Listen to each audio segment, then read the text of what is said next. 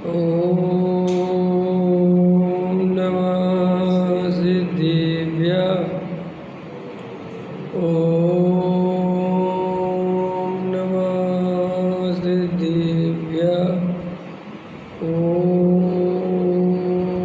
नमः सिद्धिभ्यः।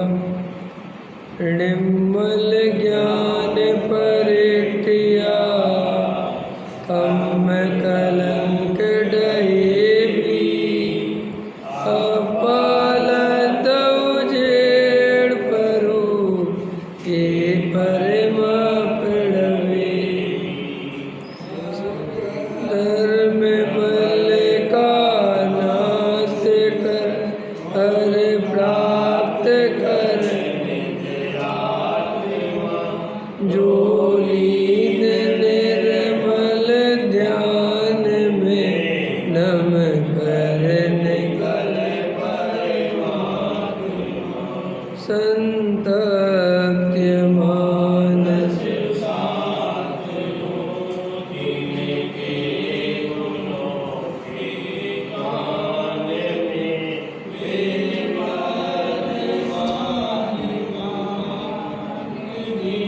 विचरे हमारे ध्यान। योगसार ग्रंथ पृष्ठ क्रमांक 16। बहिरात्मा अंतरात्मा परमात्मा की चर्चा हो गई है। फिर आचार्य द्वारा से बहिरात्मा के बारे में बताते हैं। देखो क्या कहते हैं। शरीर आदि जिनको आत्मा से भिन्न कहा गया है, उन रूप ही अपने को मानता है, वह बहिरात्मा है।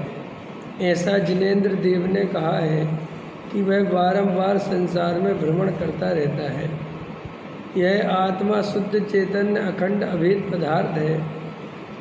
उसे छोड़कर शरीर, धन धान्य, मकान, कीर्ति, शरीर की क्रिया तथा अंदर के पुण्य पाप के भाव, ये सब मेरे हैं, ऐसा मानने वाला बहिरात्मा मिथ्या दृष्टि अज्ञानी है। ज्ञान आनंद आदि त्रिकाली शुद्ध स्वरूप में जो नहीं, ऐसे शुभ अशुभ विकल्प, चार गति, लेस्या, छह काय, कसाय आदि के भाव प्रभाव है। श्रावक के 6 आवश्यक के भाव, मुनि के 5 महाव्रत आदि के भाव, ये आत्मस्वरूप न होने से आत्मा से बाह्य हैं, ऐसा सर्वज्ञ परमेश्वर कहते हैं। देखो बहिरात्मा की चर्चा चलती हुई क्या कहते हैं। यह आत्मा शुद्ध चेतन अखंड अभेद पदार्थ है। 6 द्रव्य हैं, उसमें से एक जीव द्रव्य है, और जीव द्रव्य में उसे दूसरा नाम आत्मा है। तो वह आत्मा शब्द जो है वो माने मैं। तो वास्तव में मैं कौन हूँ? तो मैं आत्मा शुद्ध चैतन्य अखंड अभेद पदार्थ हूँ। ये किसके विशेषण चल रहे? ये मेरे। सबसे पहले तो मैं आत्मा हूँ, ये शरीर आदि में नहीं हूँ। और ये बात समझाने के लिए बहुत ज़्यादा पढ़ने पढ़ाने की बात नहीं है। शरीर आदि प्रत्यक्ष ही पुद्गल के पिंड है। शरीर का परिणमन, पुद्गल का परिणमन स्पर्श रस गंध वर्ण वाला प्रत्यक्ष ही दिखाई देता है। और शरीर जानता देखता नहीं है, जानने देखने वाला कोई अलग तत्व है। शरीर तो केवल और केवल उसमें निमित्त मात्र है। काम तो अंदर कोई और कर रहा है। देखने वाला कोई और है, जानने वाला कोई और है, अनुभव करने वाला कोई और है, सुख दुख का वेदन करने वाला कोई और है। ये शरीर नहीं है। शरीर सुख दुख का वेदन नहीं करता। और ये बात वैज्ञानिक भी जानते हैं, डॉक्टर भी जानते हैं। उन्होंने ऐसी दवाई बनाई कि जहाँ से वो कनेक्शन होता है वेदन का, वो एक इंजेक्शन लगा देते हैं और फिर तुम्हारा पूरा पेट फाड़ देते हैं पूरे हाथ पैर चीर देते हैं, कुछ पता ही नहीं चलता, बेहोश हो गया। तो बेहोश हो गया तो वो कनेक्शन तोड़ दिया, समझ में आया कि नहीं है? जहाँ से वो वेदन होता है वो जो उसको तोड़ दिया उनने, वो दवाई दे दी। तो इसका मतलब ये है कि अगर शरीर जानता दिखता तो जब शरीर को चीरा फाड़ी हो रही तो कष्ट होना चाहिए। चलो छोड़ो, इंजेक्शन भी मत दो। अगर अपना उपयोग शरीर पर नहीं हो, अपना उपयोग किसी और काम में गहराई से लगा हो, तो शरीर में बहुत सारी क्रियाएं होती रहती हैं, हमारा ध्यान भी नहीं जाता, कभी कभी चोट भी लग जाती है कि नहीं? ब्लड भी आ जाता है, देखते रहते हैं लेकिन पता ही, अरे ये कब लग गई चोट, तो कब चोट लग गई पता क्यों नहीं चला? क्योंकि हमारा उपयोग वहाँ नहीं था। इसका मतलब वेदन करने वाला तो कोई और है, जानने वाला, अनुभव करने वाला तो कोई और है, ये शरीर नहीं है। तो ये शरीर और आत्मा भिन्न भिन्न दो पदार्थ हैं, ये एक नहीं है। ये बात कोई जीव शांत होकर बैठे समझे और विचार करे, निर्णय करे तो ये बहुत बड़ी बात नहीं है शरीर और आत्मा का भेद ज्ञान करने की। ये समस्या तो बहुत जल्दी सॉल्व हो सकती है। फिर आत्मा शरीर आदि से भिन्न है, और शरीर आदि से तो हटा लिया अपन ने, ये शरीर तो मैं नहीं हूँ, ये बात तो ठीक हो गई। फिर मैं कौन हूँ कि तुम आत्मा हो? तो अब आत्मा कैसा है, आत्मा का स्वरूप कैसा है? क्योंकि अभी तो देह आत्म को एक गिने बहिरात्म तत्व मुदा है। अभी तो देह और आत्मा को एक मानने के कारण, और ये शरीर आदि प्रत्यक्ष ज्ञान में दिखते हैं, उद्गल है ना, इंद्रिय गोचर है। तो मैं काला, मैं गोरा, मैं मोटा, मैं पतला, समझ में? इन्हीं में अपने बारे में प्रतीति थी। और क्या प्रतीति थी? हम आपसे पूछते आप कैसे? भैया पतला दुबला हूँ, भैया कैसे? और काला हूँ, भैया गोरा हूँ। तो तन उपजत अपनी उपजान, तन नसत आपको आसना, माने तन के नसने से नाश मानता है और तन के उपजने से अपना उपज मानता है। तो अब ये शरीर से तो भेद ज्ञान कर लिया, आगम का सेवन किया, तर्क युक्ति का अवलंबन लिया और शांति से बैठ के विचार किया, तो ये बात तो समझ में आ गई कि शरीर और आत्मा अलग अलग पदार्थ हैं। अब इन दोनों में से मैं कौन हूँ? भाई ये दो अलग अलग तो हैं, तो मैं शरीर हूँ कि मैं आत्मा हूँ? अभी भी तो पता होना चाहिए कि नहीं? तो भाई देखो, ये शरीर तो निरंतर गलता है, सड़ता है, बुढ़ापे की ओर जाता है और यही मिट्टी में आग लगा दिया जाता है। लेकिन वो तत्व जो आत्म तत्व है, उसको कोई आग नहीं लगा सकता, उसका नाश नहीं कर सकता कोई, समझे? अब दोनों में से चुनाव करो, तुम्हारे पास अपनापन ज़्यादा तुम्हें किस में दिखता है? ज़्यादा करीब आत्मा दिखता है, ये सोचने समझने वाला मैं हूँ कि ये हाथ में हूँ? बताओ, ये हाथ में हूँ कि ये सोचने समझने वाला जो अंदर बैठा है वो मैं हूँ? अभी आप समझे, चुनाव करना है ना भाई। आपको तो पता नहीं है कि शरीर अपना है कि आत्मा अपना है, आप तीसरी पार्टी हो, समझ लो उदाहरण के लिए। अब आपको चुनाव करना है कि इन दोनों में से मैं कौन हूँ। तो आप देखो कि आपके अंदर ज़्यादा अपनापन किस में आता है? हाँ, हाथ को जान तो आत्मा रहा है, लेकिन अपन अपन सोच रहे हाथ हैं कि वो जानने वाले हैं। अभी अपन को नहीं पता ना कि इन दोनों में से मैं कौन हूँ। तो आप ये बताओ, आप जब अपने को जानने वाला मानते हो तब ज़्यादा अच्छा अनुभव करते हो कि जब हाथ वाला मानते हो तब ज़्यादा अच्छा अनुभव करते हो? आपको गुड फीलिंग किस में आती है? आपको शाश्वत फीलिंग, ज्ञान की फीलिंग, चेतना की फीलिंग, मैं हूँ, इस शरीर से आती है कि वो ज्ञान से आती है?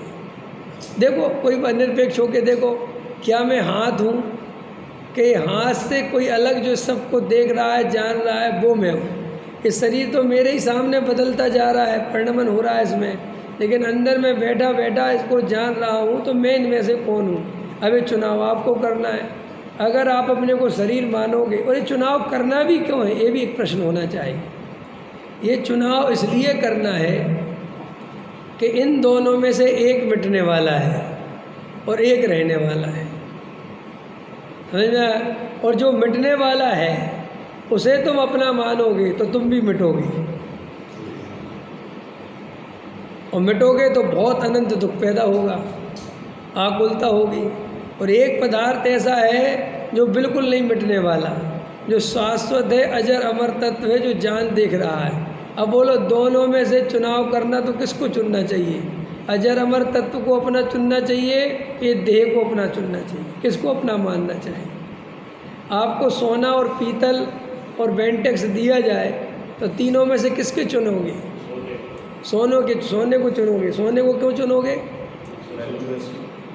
क्योंकि सोना बदलता नहीं, वो कभी पीतल नहीं बनेगा, उसमें कभी जंग नहीं लगेगी, उसकी वैल्यू कभी घटेगी नहीं और बढ़ती चली जाएगी। ऐसे ही है, आत्मा अपने स्वभाव से कभी छोड़ता नहीं, कभी नष्ट नहीं होता और शाश्वत रहता है। तो देह और आत्मा का वेद ज्ञान शांति से बैठ के करें तो बिल्कुल समझ में आता है कि ये शरीर आदि मैं नहीं हूँ, मैं इससे भिन्न आत्मा हूँ, मैं जानने देखने वाला ज्ञायक तत्व हूँ। अब वो कहते हैं कि आत्मा और शरीर आदि का भेद ज्ञान कर लिया, लेकिन आत्मा को देखा तो आत्मा अशुद्ध दिखाई देता है। आत्मा कैसा दिखाई देता है? भाई शरीर तो बात खत्म हो गई, लेकिन अपन ने जब अंदर में देखा तो अपने स्वरूप में क्या क्या दिखा? राग, देश, कसाय, समझ में, नाना प्रकार के विकल्प, नाना प्रकार के भाव, इन सब से आत्मा, सब में आत्मा दिखा कि नहीं दिखा? आत्मा के अंदर मोह, राग, देश, कसाय, ये सोचने समझने वाला, विचार करने वाला, ये सब दिखा। ठीक। अब आचार्य कहते हैं इन सब में भी गहराई से विचार करो। ये जो इतने सारे विचार आ रहे हैं, क्या ये विचार में हूँ? ये जो विचार आ रहे हैं ना, बहुत दुनिया भर के विचार आ रहे हैं, सुबह से अभी तक आ ही रहे, और वे तो रुकते नहीं, वे तो आते रहते हैं। तो वे विचार जो आते रहते हैं, क्या वो विचार में हूँ? अब इसमें से, अब तो शरीर तो अब मैं नहीं हूँ, क्या वो जो विचार आ रहे हैं, जो भाव आ रहे हैं, जो विकल्प आ रहे हैं, क्या वो मैं हूँ कि हाँ मैं हूँ? तो भैया अगर तुम वो हो तो सुबह से अभी तक कितने विचार आए और वे कहाँ चले गए? कितने विकल्प आए, कहाँ चले गए? कितने प्रकार की कसाई हुई, कहाँ चली गई कि पता नहीं। तो भाई साहब तुम्हारे सामने वे विचार आए और वे विचार चले गए, उन विचारों को कौन जान रहा था? कोई ऐसा तत्व तो होना चाहिए ना जो उन सबका साक्षी भाव है। साक्षी भाव माने केवल ज्ञाता है, ना तो उन विचारों को करता है, न उन विचारों को बदलता है, न उसमें कुछ इंटरफियर करता है, सिर्फ शांति से सब भावों को जानता है। क्या करता है? अच्छा चलो, विचार को हटाने का भी विचार किसका है?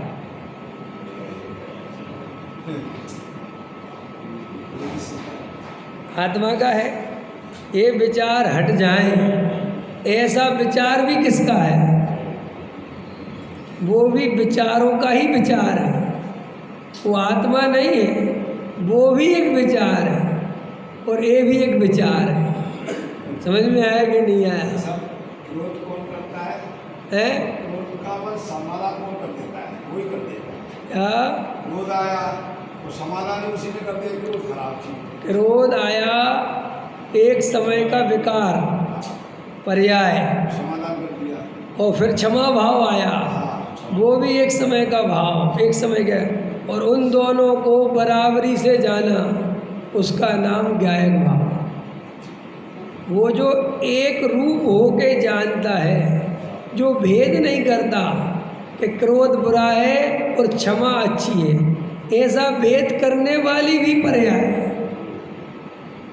उस ज्ञायक भाव में कोई चीज अच्छी बुरी है ही नहीं, बस एक ज्ञायक भाव हूं।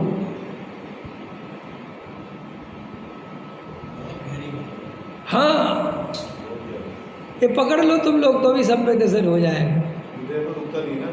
है चलता रहता है। अरे ये बुरा है और ये अच्छा है, ये भी अच्छा बुरा के खाते में डालो, ये भी ज्ञायक भाव। देखो देते ना डॉक्टर साहब, रेड वाला, रेड आवाज आती है, उसी में ही पानी पीना है। हाँ, वो तो बराबर हो गया। अभी तो तुम सिर्फ वस्तु का निर्णय करने बैठा रहा हूँ मैं, अभी कुछ नहीं करा रहा मैं तुम्हें।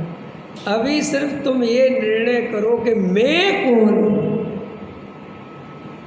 इतनी सारी दशाएं चल रही हैं, शरीर को आपके बारे में बता दिया, स्त्री पुत्र मकान दुकान प्रत्यक्ष भिन्न है, उनके बारे में तो कोई ज़्यादा दिमाग लगाना ही नहीं। अब जो ये अवस्थाएं बन रही हैं, जो ये विकल्प विचार राग देश कसाय जितने इनके नाम हैं, वास्तव में क्या ये मैं हूँ? क्या ये मेरा स्वरूप है क्या? और अगर ये विचार में हूँ तो ये विचार तो चले जा रहे हैं और मैं तो खड़ा हुआ हूँ। विचार फिर आ रहे हैं और फिर चले जा रहे हैं, मैं तो खड़ा हुआ हूँ। कभी क्रोध का भाव, कभी मान का भाव, कभी मायाचारी, कभी लोभ का भाव, कभी पंचेंद्रिय के विषय भोगों के भाव, ना जाने कितने कितने प्रकार के भाव। तो क्या वो भाव मैं हूँ? क्या वो भाव दशा मेरी दशा है? मैं कौन हूँ? और वो जो भाव आया और वो भाव गया, वो भाव आया और वो भाव गया। अब उसमें भी एक भाव आया कि ये भाव अच्छा और ये भाव बुरा। तीन तरह की बात हो गई ना। एक तो भाव आया, क्रोध आया और क्षमा आ गई, और फिर तीसरा भाव आया क्षमा अच्छी है और क्रोध बुरा है। तो ये जैसे क्रोध में नहीं, क्षमा में नहीं, ऐसे ही जो अच्छा बुरा सोचने वाला भाव है वो भी में नहीं।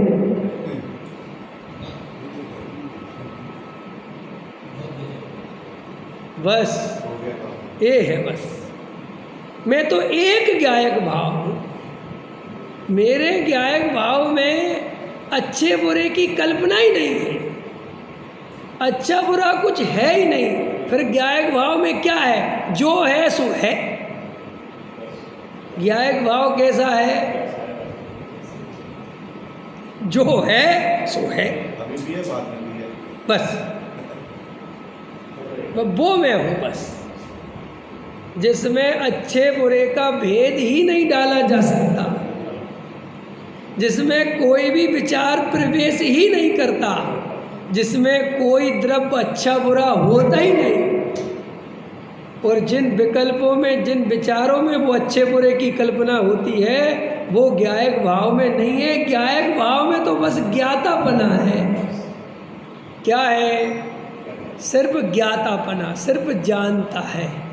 क्या जानता है? जो हो रहा होता है उसे जानता है। राग होता है तो राग को जानता है, वीतरागता होती है तो वीतरागता को जानता है, विषय भोग होते हैं तो विषय भोगों को जानता है, उनका त्याग होता है तो त्याग को जानता है, क्रोध आता है तो क्रोध को जानता है, और क्षमा का भाव आता है तो क्षमा को जानता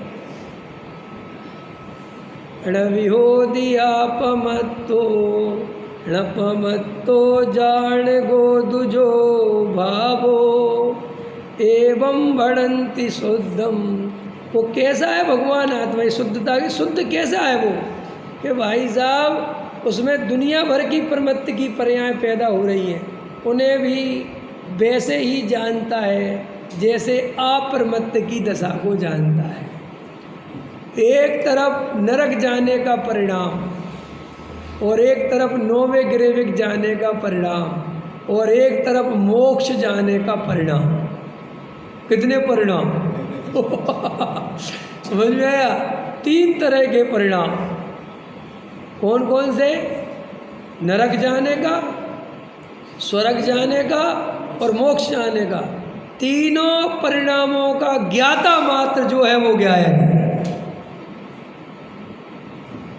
जो मोक्ष जाने के परिणाम से भी प्रसन्न नहीं होता और नरक के जाने के परिणाम से दुखी नहीं होता, वो आत्मा में हो। ऐसी उस ध्रुव सत्ता को पहचानो, ऐसे उस ज्ञायक भाव को फील करो, उसका अनुभव करो। ये ही धर्म है, यही सम्यक दर्शन है, यही सम्यक ज्ञान है, यही सम्यक चारित्र है।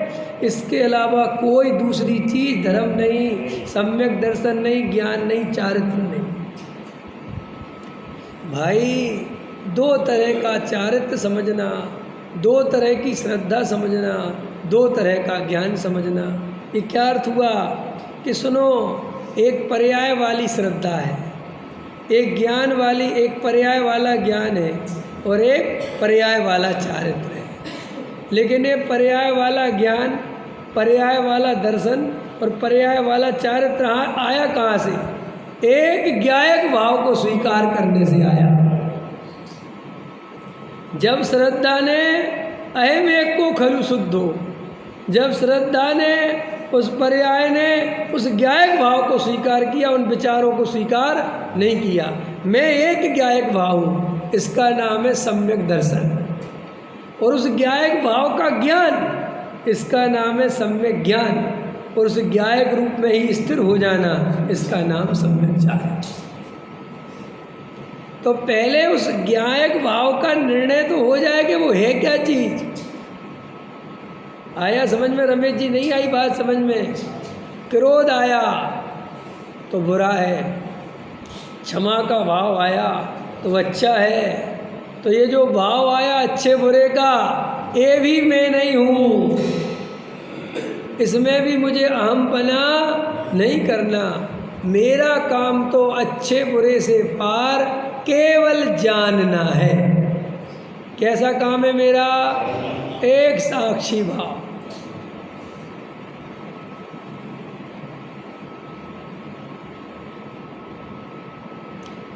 अदालत में जज साहब बैठे हैं और दो वकील हैं। एक वकील अपराधी को बचाने वाला है और एक अपराधी वकील को उसको भेजने वाला है। अब दोनों अपनी अपनी ने दलीलें देते हैं। जज क्या करता है? जज शांति से सुनता है, ना वो इस वकील की तरफ होता है ना वो इस वकील की तरफ होता है। जो वकील उस केस को सही सिद्ध कर देता है उसमें भी वो अपनी तरफ से कुछ नहीं जोड़ता। इस धारा की क्या सज़ा है? और इस धारा के तहत 3 साल की सज़ा और 5,000 का जुर्माना, अथवा जब ये सिद्ध हो गया कि निर्दोष है तो भैया इसे बाइज्जत बरी कर दो। ऐसा वो रोज करता है। कौन? जज। लेकिन जज जब उस गद्दी से उठ जाता है, उसे उस अपराधी से, उस वकील से, उस केस से कोई लेना देना नहीं होता।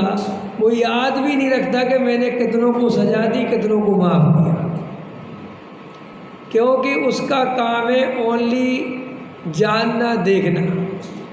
जो जाना जो देखा उसके हिसाब से निर्णय है, उसे कोई लेना देना नहीं। कोई छूट जाए तो उसे खुशी नहीं होती, कोई जेल चला जाए तो उसे दुख नहीं होता, उसकी अदालत में कोई सज्जन पुरुष आ जाए तो उसे कोई लेना देना, दुर्जन आ जाए तो उसे कोई लेना देना है। तो वो ज्ञायक भाव जो है वो इन पर्यायों से भिन्न ही रहता है। चाहे शुद्ध पर्याय आवे तो भी वो वैसा ही रहता है, चाहे शुभ भाव आवे तो भी वो वैसा ही रहता है, और चाहे अशुभ भाव आवे तो भी वो वैसा ही रहता है। वो ना अशुभ भाव में जाता है, ना वो शुभ भाव में जाता है, ना वो शुद्ध भाव में जाता है। वो कहीं आता जाता नहीं है। वो तो शुद्ध भाव का भी ज्ञाता रहता है। वो चैतन्य तत्व में हो।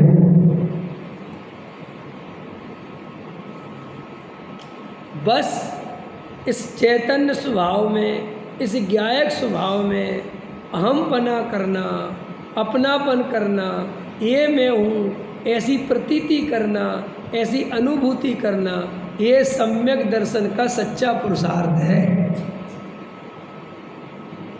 आप दिन भर अगर ये पुरुषार्थ कर सको तो समझ लेना यही असली पुरुषार्थ है, बाकी सब नकली है। दिन भर जब मौका मिले मैं कौन, जब मौका मिले मैं कौन, कि साहब अब एक बार बता दिया आपने मैं कौन, हमने मान लिया, नहीं नहीं नहीं। बात ये है कि ऐसा बार बार निर्धारण करने पर भी तुम बार बार औदिक भाव के जाल में फंस जाते हो। क्यों फंस जाते? अभी तो आज आपने अलग अलग दिखा दिया, हमने देख भी लिया। इसलिए फंस जाते हो कि वे औदिक भाव बहुत तीक्ष्णता से उस गायक में झलकते हैं, काय में झलकते हैं, और वे झलकते हैं और तुम एकदम विस्मृत, एकदम घबरा जाते हो, तुम्हें लगता है वो घुस गए मेरे, क्योंकि वो गायक इतना क्रिस्टल है, इतना पारदर्शी है कि उसमें कोई भी चीज़ छुप नहीं सकती। ये उसकी विशेषता है। और वो बस औदिक भाव की तीक्ष्णता से आते हैं और अपने गायक में झलकते हैं और अपन विस्मृत हो जाते हैं, अपन भूल जाते कि मैं कौन हूँ। आया समझ में कि नहीं? ये तो सब सावधानी की बात है। जैसे गेम खेलते ना, गेम, तो गेम में मुसीबतें आती जाती हैं और आपको उन मुसीबतों से बचना होता है। यही तो गेम है। कबड्डी, चलो तुमने कबड्डी वाले तुम लोग हो, है ना, तुम लोग अब मोबाइल के गेम वाले तो नहीं, लोग कबड्डी वाले। कबड्डी मैंने भी बहुत खेली, क्रिकेट भी बहुत खेला। तो क्रिकेट क्या चीज़ है कि भाई 11 खिलाड़ी आप बल्ला से शॉट मारोगे तो वे 11 खिलाड़ी आपकी गेंद को रोकने के लिए खड़े हैं। अब मज़ेदार बात है कि उनके 11 से बचा के बाउंड्री पे पहुंचा दो तो रन बन जाएगा। समझ में आया? पकड़ में आया? अथवा कबड्डी में जब आप गए दूसरे के पाला में तो वहाँ पे पकड़ने के लिए ही खड़े हैं। अब तुम उनको छू के भी आ जाओ, वे तुम्हें पकड़ ना पाए तो तुम कबड्डी विजेता हो। ऐसे ही गायक में गे झलक जाए और इनमें एकत्व नहीं हो तो तुम ज्ञानी हो। समझ में आया? और अगर वे गे गायक में झलके और तुमने पकड़े, तुम पकड़े गए, तुम उनसे चिपक गए तो बस तुम अज्ञानी हो। इसे कबड्डी खेलना आता है वो भेद ज्ञान कर सकता है। समझ में? आपको यही तो दिमाग लगाना है, क्योंकि वस्तु स्वरूप में ये जो निमित्त नैमित्तिक संबंध है वो गायक जानता है और ये गे जानने में आते सारी गड़बड़ यहीं से होती है। अगर वे औदिक भाव जानने में नहीं आए तो आदमी अपने आप गायक भाव को जान ले। प्रॉब्लम ये है कि जहाँ है गे वहीं है ज्ञान, और वे ऐसे एकम एक दिखाई देते हैं कि इससे अलग कोई गायक भाव है, इन भावों से अलग कोई गायक भाव है, ये पहचानना बहुत मुश्किल पड़ता है। और आगम का सेवन, तर्कयुक्ति से, अभी आगम का सेवन कराया ना आपको 5-10 मिनट, और तर्कयुक्ति का अवलंबन दिलाया, उदाहरण दिया, समझ में आया, पर गुरु का उपदेश दिलाया, तो आपको बात समझ में तो आ गई, आपके ज्ञान में नक्शा खिंच गया, और आपको भावासन भी हुआ कि हाँ बिल्कुल ये गायक भाव है। लेकिन ये थोड़ी देर बाद, अभी जैसे ये धारा पलटेगी, जैसे ये आपकी स्थिति पलटेगी और वहाँ वो औदिक भावों की भरमार होगी। अब वो होगी, कौन से औदिक भाव होंगे? भोजन करने का, कमाने का, खाने का, जाने का, फैक्ट्री का, ये वो लेबर का, माल भेजने का, ना जाने कितने कितने औदिक भावों की भरमार हो।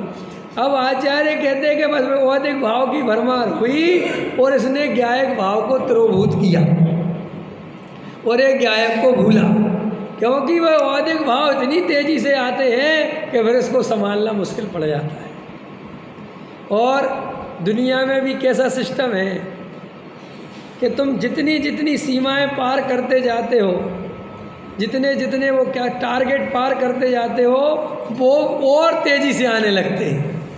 देखा आपने, पहले एक नोकिया का फ़ोन आता था, शुरुआत में वही आया था नोकिया का, तो उसमें गेम आता था, वो सांप बड़ा होता चला जाता था, है, लोग बहुत खेलते थे। अब वो सांप क्या, पहले तो इतना छोटा सा रहता है, अब उसको बचा के बहुत बड़ा होया, और वो जितना बड़ा हो जाता है उसको बचाना उतना मुश्किल है और आप हार जाते हो गेम में। समझ में आया? ऐसे और भी गेम है। ऐसे ही आप साधना में जितना आगे बढ़ोगे तो आपको और ज़्यादा विकल्प दिखाई देने लगेंगे। आप कहोगे यार पहले इतने दिखाई नहीं देते थे जितने अब दिखाई देते हैं। तो पहले इसलिए नहीं दिखाई देते थे कि तुम उनमें ही तन्मय रहते थे, तो जिसमें तन्मय रहोगे वो दिखाई कैसे देगा? भाई आँख को कोई चीज़ देखने के लिए एक दूरी चाहिए कि नहीं चाहिए? देखो ये इतनी स्पष्ट दिख रही कि नहीं दिख रही? अब देखो ऐसे ऐसे ऐसे ऐसे ऐसे ऐसे अब देखना ऐसे। और अगर आँख में ही चली जाए तो कदम ही बात। तो एक स्पष्ट दूरी चाहिए। तो आचार्य कहते वो गे रहते तो भिन्न हैं, लेकिन ज्ञायक में झलकते ऐसे हैं कि वे ज्ञायक में ही घुस गए हों। ये उसकी विशेषता है झलकने की, कि वो झलकन ऐसी झलकती है कि जैसे वो पदार्थ उस ज्ञायक में चला गया। जैसे दर्पण में चेहरा देखा तो ऐसा लगता है कि दर्पण में चेहरा चला गया, ये ऐसे ही है। लगता है कि नहीं? लेकिन दर्पण में चेहरा गया क्या? नहीं गया। लेकिन बिल्कुल तुम्हारा यहाँ बाल सफ़ेद है ना एक, तो दर्पण में भी सफ़ेद यहीं दिख रहा है। दिख रहा कि नहीं? एक छोटा सा आपको यहाँ फुंसी हुई तो दर्पण में जो चेहरा बना उसमें फुंसी दिख रही कि नहीं दिख रही? बोलो। कि बिल्कुल एक भी चीज़ उस गे की ऐसी नहीं है कि उस दर्पण में वो आकार ना बना हो। अब बिल्कुल हूबहू, बिल्कुल हूबहू। नहीं समझ में आया? तो बस भ्रम हो जाता है कि ये गे मेरे अंदर आ गया। ऐसे ही वो औदिक भाव आए और वो जैसे आए वैसे ही ज्ञायक में झलके, और झलके और तुम्हें भेद ज्ञान आता नहीं। सो बस एकदम क्या माना कि ऐसा मैं हो गया, क्योंकि वो झलके कहाँ? ज्ञायक में। और झलके कैसे? बिल्कुल हूबहू। तो आपको क्या भाव आया, क्या दशा आई, क्या प्रतीति आई? मैं रागी, मैं द्वेषी, मैं क्रोधी, मैं मानी, मैं लोभी। समझ में आया? अब मज़ेदार बात देखो, वो भाव आया और वो चला गया, लेकिन मज़ेदार बात है इस आने जाने के बीच में जगह खाली नहीं मिल पाती कि तुम देख पाओ कि देखो अब जगह खाली हो गई। नहीं समझ में आया? इतने में वो जाता है और दूसरा बिल्कुल आया बैठा कहने में तो देर लग रही है, बिल्कुल वो हटता नहीं और दूसरा खड़ा। तो ऐसी स्थिति में तुम देख ही नहीं पाते कि ज्ञायक गेयों से खाली है। ज्ञायक गे में क्या लेना? ये पर पदार्थ नहीं लेना, सब लेना, सब कुछ। ये शरीर भी लेना, स्त्री पुत्र आदि भी लेना, अपने विचारों को भी लेना, शुभ भाव को भी लेना, अशुभ भाव को भी लेना, और शुद्ध भाव को भी चाहो तो ले लेना, क्योंकि वो भी आएगा, आज नहीं तो कल तो आएगा। लेकिन जब आएगा तब ये समस्या नहीं रहेगी। इसलिए उस पर ज़्यादा मैं बोलता नहीं। अब क्या होता है कि वो विकल्प आया, अब वो विकल्प क्षण भर बाद दूसरा वो चला गया, दूसरा आ गया, लेकिन वो अंतराल इतना कम है कि आप वो गया और दूसरा ये चला गया और दूसरा आ गया, आप ये सोच ही नहीं पाते। और मज़ेदार बात है, मिथ्यात्व के कारण पहले इस विकल्प में तन्मय थे और इतने में दूसरा आया तो दूसरे में तन्मय हो गए। ये गजब की बात है। जबकि आप अगर जागृत होकर देखो, गहराई से देखो, तो आचार्य कहते तुझे इतनी बात समझ में नहीं आती कि अभी तू जिस विकल्प में तन्मय हो रहा था वो गया कि नहीं गया? यहाँ चला गया। तो अब ये दूसरा भी चला जाएगा तो तन्मय क्यों हो रहा है? भाई हमारी बचपन की पर्याय थी कि नहीं? बोलो, आपके ज्ञान में झलक रही कि नहीं? वे गांव के दृश्य वो जहाँ आप रहते थे वो झलक रहे कि नहीं झलक? हाँ, सब झलक रहे, सब झलक ही रहे कि भी हैं भी झलक रहे। बात तो खत्म हो गई, पकड़ना ध्यान से। तो जब वे थे तब तो उनमें अपनापन करके बैठे थे कि नहीं? वो गांव वाला अपने को मानते थे कि नहीं? वो बचपन में जो खेल कूद होते थे उसे अपना मानते थे कि नहीं? ऐसा सब खत्म हो गया ना ऐसा। अब आचार्य कहते तुझे इतनी बात समझ में नहीं आती कि आज से तू भूतकाल की पर्यायों को याद करके देख, और वे भूतकाल की पर्याय जिन्हें तू अपना मानता था और उनमें कितना राग देश कसाय करता था, कितना परेशान होता था, वे सारी पर्याय कहाँ चली गई बता। खिसा भी तो सब चली गई, अब तो कुछ बचा नहीं।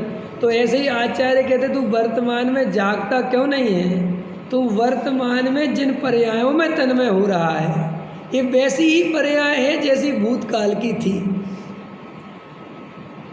और ये वैसा ही परिणमन है जैसा भूतकाल में था। ये वैसी ही दशा है जैसी भूतकाल में थी।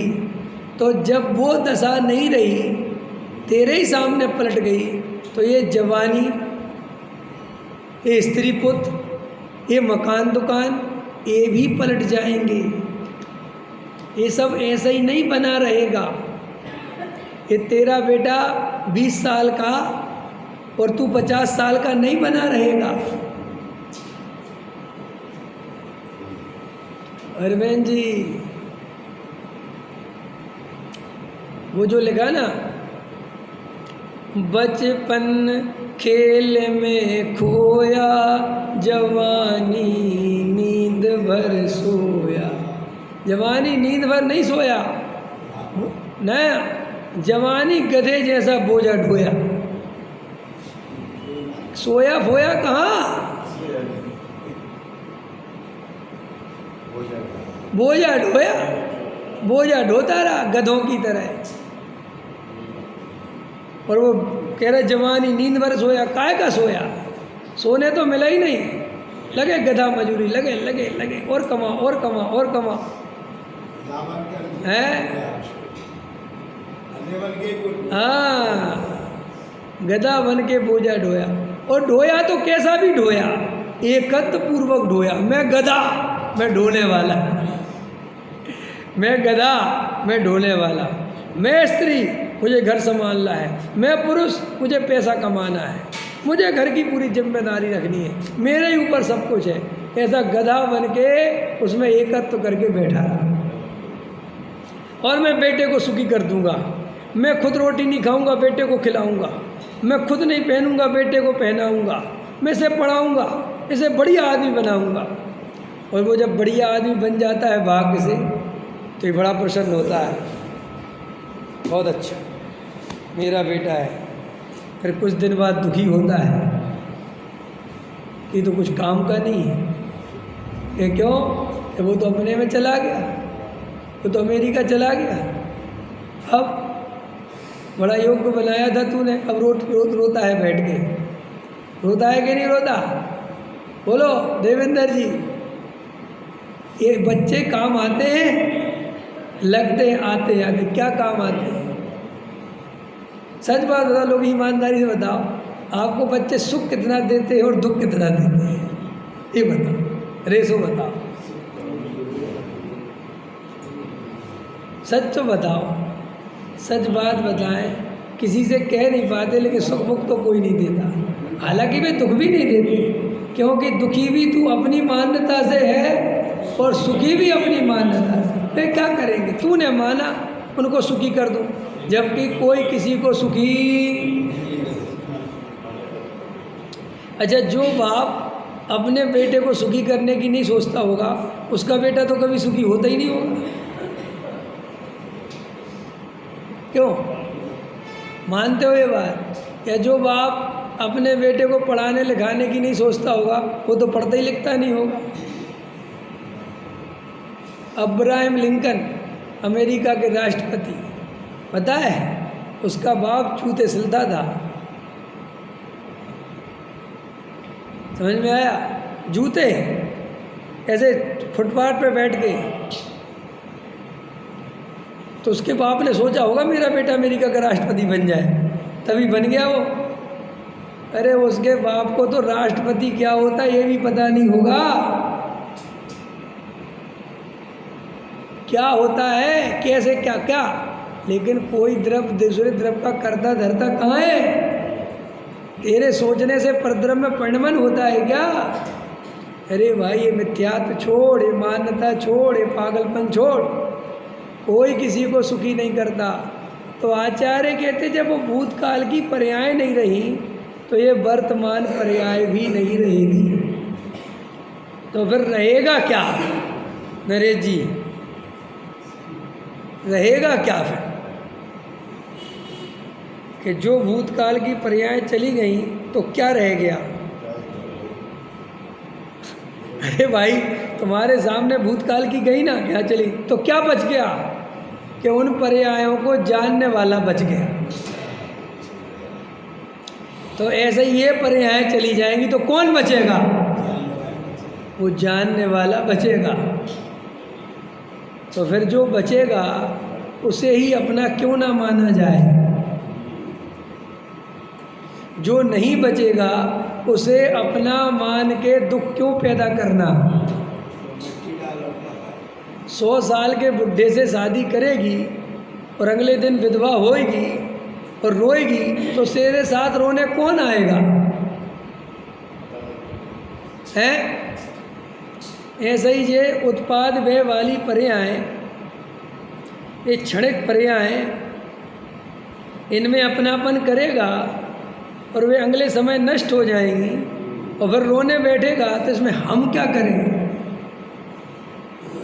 तूने अपने ज्ञायक भाव को, शाश्वत ज्ञायक तत्व को, जो अनादि अनंत नित्य शुद्ध एक रूप है, उसमें अपनापन करना नहीं चाहता।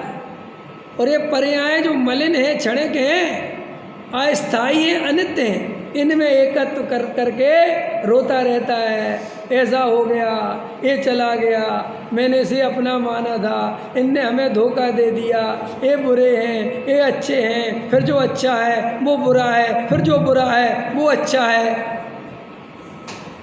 ये अच्छे बुरे के चक्कर में ये पूरा अवसर ही चला जाता है। याद रखो, ये जो ज्ञायक भाव है, ये जो शाश्वत है, ये जो त्रिकाल है, ये प्राप्त करने का अवसर हर समय नहीं मिलता। ये केवल संगी पंचेंद्रीय पने में ही मिलता है। और संगी पंचेंद्रीय पने का काल 1 इंद्रिय आदिक 2 इंद्रिय आदिक की पर्याय से बहुत कम है। इसलिए गरीबी बनी रहे, अमीरी बनी रहे, बच्चे अनुकूल परिणमन करें चाहे प्रतिकूल परिणमन करें, तुम अपने ज्ञायक भाव की श्रद्धा, उस ज्ञायक भाव में अपनापन रखना, इन पर्यायों में अपनापन नहीं करना। अगर सुखी होना हो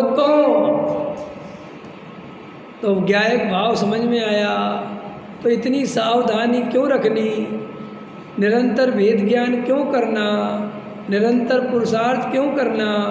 इसलिए करना कि वे जो औदिक भाव हैं, जो वे 9 कर्म हैं, जो वे द्रव्य कर्म हैं, वे जो भाव कर्म हैं, वे इस चैतन्य चिदानंद ज्ञायक भाव से भिन्न तो हैं, लेकिन वस्तु स्वरूप में एक व्यवस्था ऐसी है कि वो हमारे ज्ञान में झलकते हैं, वो ज्ञायक भाव में झलकते हैं। और वे ज्ञायक भाव में ऐसे झलकते हैं मानो ज्ञायक रूप ही हो गए हों। कैसे झलकते हैं? माने उन ज्ञेयों का ज्ञायक में प्रवेश हो गया हो। तो वो जैसा ही तुम्हें लगा और भ्रम पैदा हुआ और तुमने उन्हें अपना माना, इससे मिथ्यात्व खड़ा हो जाता है। इसलिए 24 घंटे वेद ज्ञान की ज्योति जला के रखनी है, क्योंकि वे औदिक भाव तो निरंतर पैदा होंगे और हमारे ज्ञायक भाव में झलकेंगे झलकेंगे झलकेंगे। और तुम उस ज्ञायक भाव में स्थित रहना कि मेरे ज्ञायक में ज्ञेयों का प्रवेश नहीं हुआ है, केवल उनके आकार बने हैं जो मुझे दिखाई दे रहे हैं, और वो आकार मेरे ज्ञायक का ही है, क्योंकि ज्ञेय तो आए नहीं भाई। ज्ञेय तो मेरे ज्ञान में प्रवेश करते नहीं। अब ये खंबा है, ये मेरे ज्ञान में थोड़ी घुस गया। अगर मेरे ज्ञान में इतना बड़ा खंबा आ जाता तो मेरे ज्ञान का क्या होता? तो फिर एक ऐसी व्यवस्था है कि खंबा खंबे में रहता है, गायक गायक में रहता है, और उस गायक में से एक पर्याय में वो आकार बनता है। समझ में आया? क्या बनता है? वो आकार बनता है, और उस आकार को अपन जानते हैं और कहने में आता है कि हमने खंबे को जाना। 3 बातें हो गई, एक खंबा, एक वो ज्ञान की पर्याय जिसमें आकार बना, और वहीं एक और ज्ञान जिसने उस खंबे के आकार को जाना।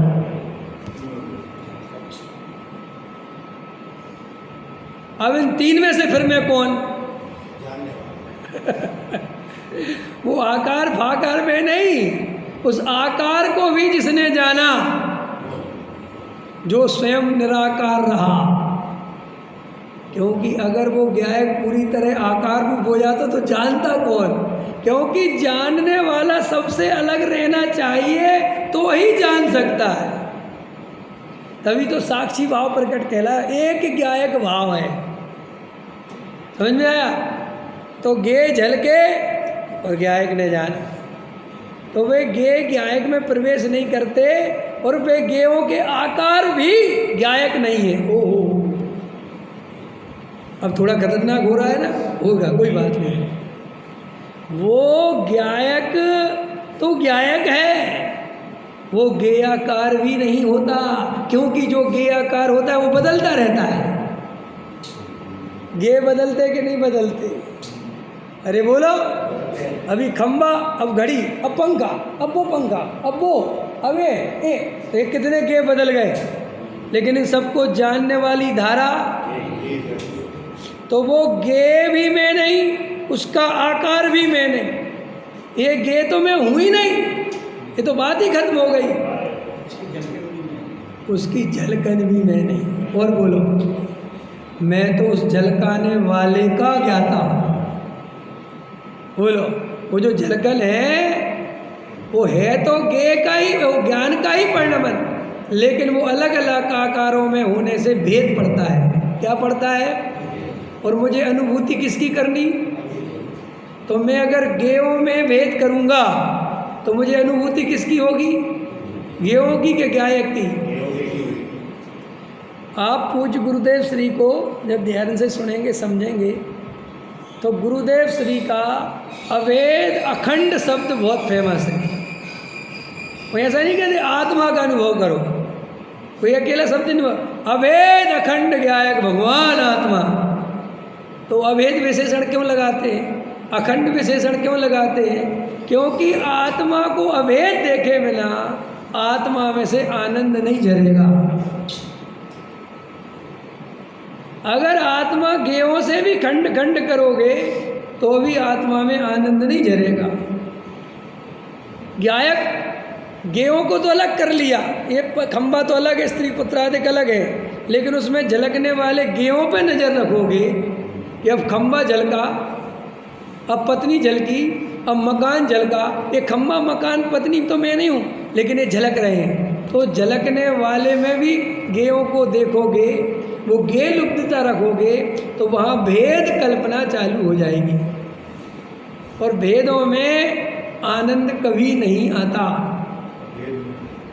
मजा काहे में आता? बताओ, आप बताओ जल्दी। भेदों में आता है क्या भेद? आपने फिल्म देखी, फिल्म तो आपको बाजू वाला अगर डिस्टर्ब करे तो आपको गुस्सा क्यों आता है? कभी गए रमेश जी फिल्म देखने? हाँ, जब पहली बहुत देखी तो ठीक है, समझ में आया कि नहीं आया?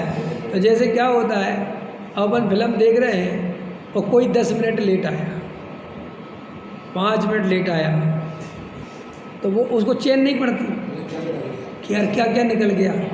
अब इसको दिमाग खराब होता है, समझ आया? एक कहता है भाई शांति है, देखो सब समझ में आया, लेकिन वो तो मानता नहीं। वो कहता है यार ये कौन है, क्योंकि वो स्टोरी तो शुरू में दिखा दी, अब ये कौन है? तो देखो उसको गुस्सा आती ना, वो चिल्ला देता है। तो क्या हो रहा है कि ये भेद डाल रहा है, ये विकल्प डाल रहा है, और मज़ा वो तन्मय होकर लेना चाहता है। वो अब कोई विकल्प, अब बस डूब रहा है फिल्म में, तभी तो मज़ा है। फिल्म अच्छी कौन? जिसमें तुम घर परिवार मकान दुकान सब भूल जाओ, उसका नाम अच्छी फिल्म। और इसमें सब याद आवे तो फिल्म बेकार। अच्छा भोजन कौन, इसमें सब भूल जाओ, वो अच्छा भोजन। समझे? पांचों इंद्रिय के विषय भोगों में आप गहराई से देखोगे तो लीनता ही तो चाहते हो। कर्ण का विषय हो, नासाग्र, वो क्या नासा पुट है, इसमें कुछ सुगंध आए तो ऐसी आया, आहा बस डूब जाए। तुम डूबने के लिए तो बेकरार हो, तो आचार्य कहते अपने ज्ञायक भाव में डूब जाओ। तो साहब इंद्रियों में भूख डूब जाए तो क्या है, तो आचार्य कहते डूबा तो है इंद्रियों में, क्या मिला है? इंद्रियों में डूबे कि नहीं डूबे, बूढ़े हो गए डूबते डूबते है। वो क्या है, अमूल तत्व विचार में है ना, वह सुख सदा ही त्याज रे, पश्चात जिसके दुख भरा, मैं कौन हूँ आया कहाँ से, और मेरा रूप क्या संबंध, दुख में कौन है स्वीकृत करूं परिहार क्या, इसका विचार विवेकपूर्ण। क्या लिखा है, कितना बढ़िया लिखा है। खाली विचार करो, शांत होकर करो, ये नहीं लिखा, विवेक पूर्वक करो। विवेक के बिना कोई भी विचार कार्यकारी नहीं है। कोई भी काम विवेक पूर्वक चाहिए, निर्णयात्मक भेद ज्ञान चाहिए। कौन मेरा है, मेरा क्या है। तो ये पंच इंद्रिय के विषय भोग में डूबने की कोशिश तो बहुत करी, लेकिन ना तो ये मुझे शाश्वत सुख दे पाते हैं, ना मुझे कोई आनंद दे पाते हैं, और जैसे ही भोगता हूँ उसके बाद केवल पश्चाताप ही मिलता है, प्रायश्चित ही मिलता है। देखो भोग कितने ही बढ़िया हो, कितने ही अनुकूल परिणमन हो, सब कुछ बढ़िया हो, लेकिन भोगों की एक विशेषता है। आप भोग कितने ही बढ़िया से भोगो, लेकिन अंदर से एक आवाज़ आती है व्यर्थ है। देखना आप कभी भी, व्यर्थ है माने आपको संतोष दे के नहीं जाते, वो आपको पश्चाताप दे के ही जाते हैं। जैसे आपको रसगुल्ला में मज़ा आ रहा था, और मज़ा आ रहा था, आप 4 खा गए, तो 4 खाते ही आपको लगता गलती हो गई। देखो आपको पेट में भारीपन सताने लगा। देख लेना 5 इंद्रिय के विषय भोग, 5 के बता रहा हूँ, 5 इंद्रिय के विषय भोगों में जीव अपनी शक्ति खोता है, उसे कुछ मिलता नहीं। और आत्मा में डूबने से, अतीन्द्रिय आनंद भोगने से शक्ति कई गुना बढ़ जाती है और पश्चाताप नहीं होता। ये गजब की बात है, ये कोई शास्त्र की बात नहीं है, ये अनुभव की बात है। तुम देख लेना करके, तुम कभी भी भोगों से तृप्ति लेकर नहीं आते। यहाँ तक कि तुम घूमने गए कश्मीर में, थोड़ी देर अच्छा लगा, बाद में आपको रास्ते में आते अरे कहाँ चले गए, कोई दम नहीं। ये आपके भाव आते ही हैं, क्योंकि विषय भोग थकान लेके आते हैं, सुख लेके नहीं आते। क्या कहा मैंने? विषय भोग गारंटी से थकान लेके आते, सुख लेके नहीं आते। और आत्मा का आनंद सुख भी लेकर आता है और आराम भी लेकर आता है। और मज़ेदार बात है, स्वाधीन है, शाश्वत है, जब चाहे तब लो। और मज़ेदार बात है, वर्तमान में सुख और उसके बदले भविष्य में अनंत गुना सुख। और इंद्रिय भोग वर्तमान में दुख और उसका फल अनंत दुख। डॉक्टर साहब हमेशा कहते थे दुख में से सुख कैसे निकलेगा और सुख में से दुख कैसे निकलेगा। पंच इंद्रिय के विषय भोग सुखरूप नहीं है, दुखरूप है, इसलिए उनमें से दुख ही निकलता है और भविष्य में भी दुखरूप ही फलते हैं। और आत्मा वर्तमान में भी सुखरूप है और भविष्य में भी सुखरूप ही फलता है। डॉक्टर साहब बहुत बताते थे कि साहब पूजा का फल क्या मिलेगा, ये पता करना हो तो कैसे करें। हमने पूजा करी, अभिषेक करा, प्रक्षाल करा, पूजा करी, इसका फल हमें क्या मिलेगा, हम कैसे पता करें। डॉक्टर साहब बता देते, जब तुम पूजा कर रहे थे तब तुम्हें आनंद आ रहा था, शांति थी, अच्छा लग रहा था, समझ में आया, तो इसका फल पुण्य रूप बनेगा। और जिस पूजा में आकुलता हो रही थी, दुख हो रहा था, तो दुख रूप पूजा में से सुख रूप पुण्य कैसे बनेगा। माने वो फल कैसे, माने हम सोचते हैं कि कष्ट सहेंगे तो सुख मिलेगा, जो वर्तमान में कष्ट सहेगा वो भविष्य में भी कष्टों ही में जाने वाला है। ये कई लोग सोचते उपवास करने से स्वर्ग मिलता होगा, नहीं मिलता, बिल्कुल नहीं मिलता, क्योंकि तुम रो रो के दुखी होकर उपवास करते रहे, इसका फल स्वर्ग कैसे मिल जाए। भाई साहब, नरक का कारण आर्त रौद्र ध्यान है, भोजन करना नहीं है। बहु आरम परिग्रह नरकेशु लिखा जो, तो बहु आरम परिग्रह क्या है, आर्त रौद्र ध्यान का साक्षात पिंड है वो परिग्रह। तो वो आचार्य भगवंतों ने वो परिग्रह को मेन करके एक, क्योंकि जो सूत्र बनाए जाते हैं वो विस्तार से नहीं बनाए जा सकते। आचार्य इतनी बड़ी व्याख्या थोड़ी लिख सकते हैं नरक जाने की, तो उनने सीधा लिख दिया बहु आरम परिग्रह नरकेशु, कि जो बहु आरम परिग्रह में जाएगा वो नरक। क्यों कि बहु आरम परिग्रह में आर्त रौद्र ध्यान के अलावा कोई दूसरा काम हो ही नहीं सकता। इसलिए तत्वार सूत्र वगैरह के एक छोटे से सूत्र उठा के लोग बहुत हल्ला मचाते, अरे भाई वो आचार्य भगवंतों ने बहुत शॉर्ट में बात कही है, उसका विस्तार तो करो कि बहु आरम परिग्रह का फल नरक है, तो कैसे है?